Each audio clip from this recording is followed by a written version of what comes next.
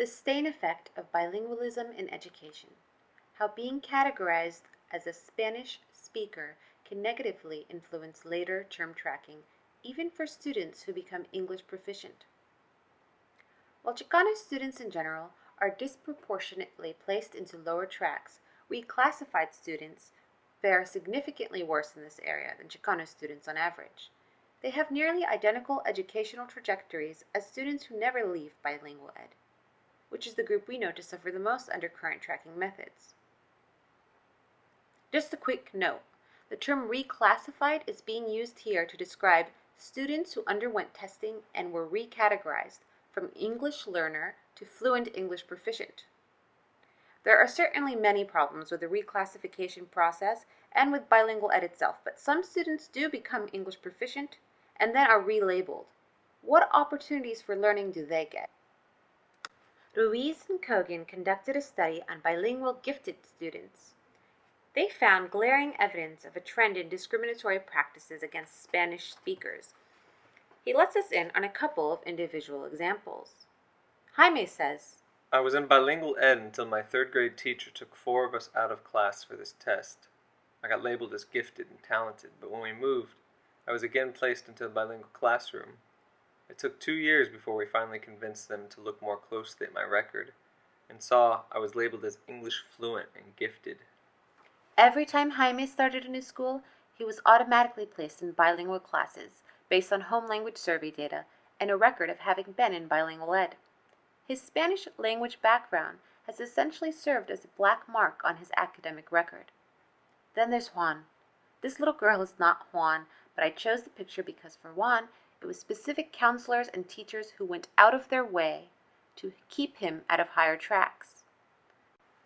Juan describes approaching his counselor for a 7th time, hoping to be transferred to honors. The counselors finally give in, but as you can see in the quote, he showed his personal bias in the way he spoke to Juan. According to Ruiz, thousands more like Jaime and Juan are bilingual and gifted, but will be placed in remedial classes, even after becoming English proficient and proving their academic ability. He calls this white streaming notions, where speaking Spanish becomes synonymous with being at risk. Again, speaking Spanish, not speaking English.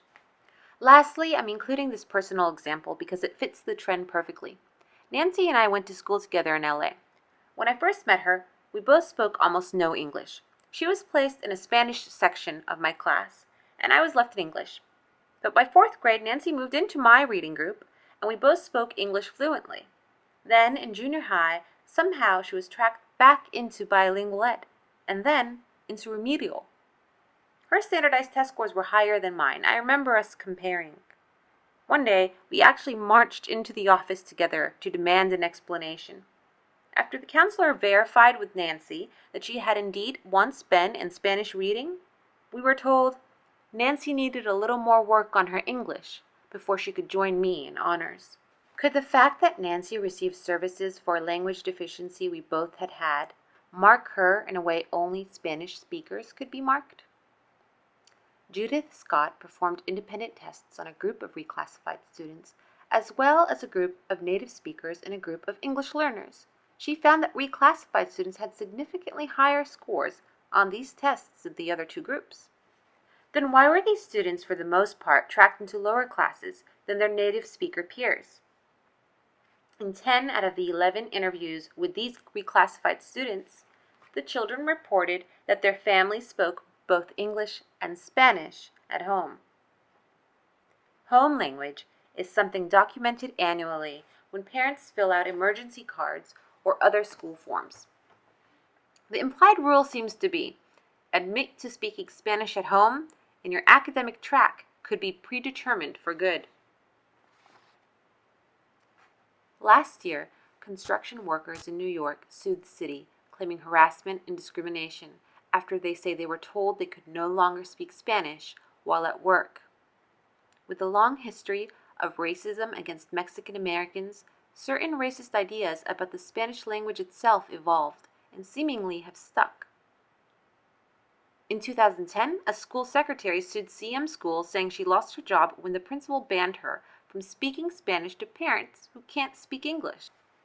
80 years after the Lemon Grove incident and various overt racist tactics against Mexican Americans and Latinos at large, some things seem eerily similar today.